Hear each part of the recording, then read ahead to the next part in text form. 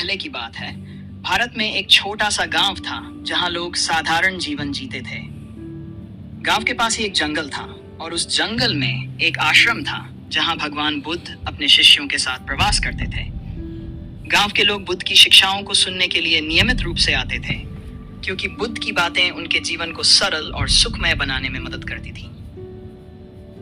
गांव में एक गरीब भिक्षु रहता था जिसका नाम आनंद था।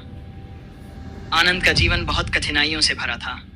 वह हर दिन गांव के घर घर जाकर भीख मांगता और जो भी थोड़ा बहुत मिलता उसी से अपना पेट भरता था। आनंद के पास न तो अच्छे कपड़े थे, न ही रहने के लिए कोई स्थायी स्थान। उसकी दिनचर्या सिर्फ भीख मांगने और किसी तरह जीने तक सीमित थी। एक दिन आनंद ने सुना कि भगवान बुद्ध गांव में आए हैं और प्रवचन देंगे। उसने सोचा कि बुद्ध के प्रवचनों को सुनकर उसे अपने जीवन की समस्याओं का समाधान मिलेगा। उसने प्रवचन स्थल पर पहुंचने का निश्चय किया। जब वह प्रवचन स्थल पर पहुंचा तो वहां बड़ी भीड़ जमा थी। सभी लोग बुद्ध की शिक्षाओं को सुनने के लिए उत्सुक थे। आनंद भीड़ के बीच एक कोने में बैठ गया और ध्यान से बुद्ध की बातें सुनने लगा। बुद्ध ने उस दिन करुणा, दया और सेवा की महत्ता पर प्रवचन दिया।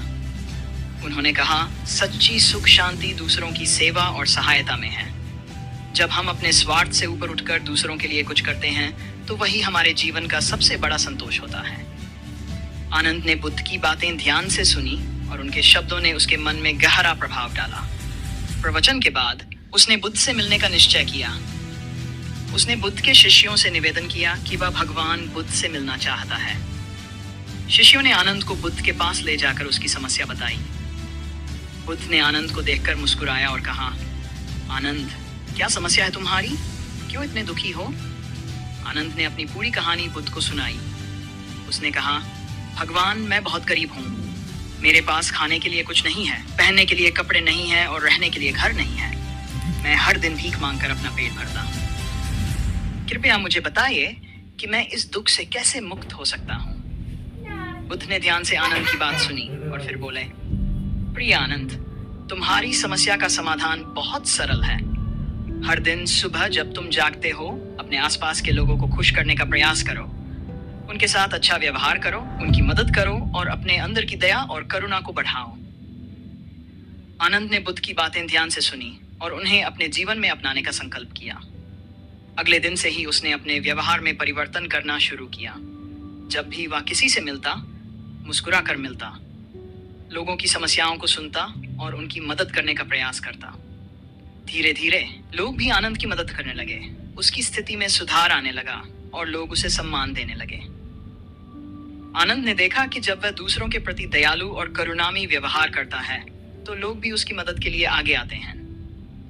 इससे उसकी गरीबी भी धीरे धीरे समाप्त होने लगी। कुछ महीनों बाद आनंद ने महसूस किया कि उसका जीवन अब पहले से कहीं ज्यादा सुखमय और संतोषजनक हो गया है। एक दिन जब बुद्ध पुनः उस गांव में आए तो आनंद ने फिर से उनसे मिलने का निश्चय किया।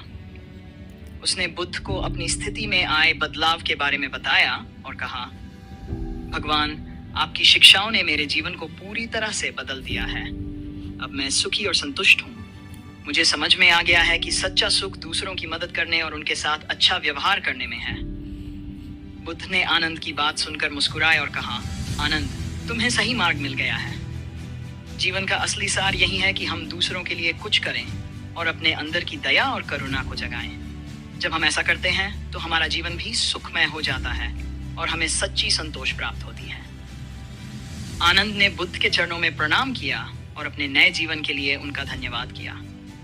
उसने तय किया कि वह जीवन भर बुद्ध की शिक्षाओं का पालन करेगा और दूसरों की सेवा में अपने जीवन को समर्पित करेगा। इस कहानी से हमें यह सीखने को मिलता है कि सच्चा सुख और संतोष दूसरों की मदद करने और उनके साथ अच्छा व्यवहार करने में है।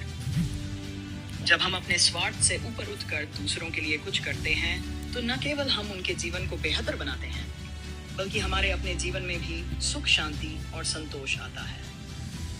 बुद्ध की शिक्षाएं हमें ये बताती हैं कि हमें अपने अंदर दया, करुणा और प्रेम को बढ़ावा देना चाहिए और हमेशा दूसरों के हित में कार्य करना चाहिए।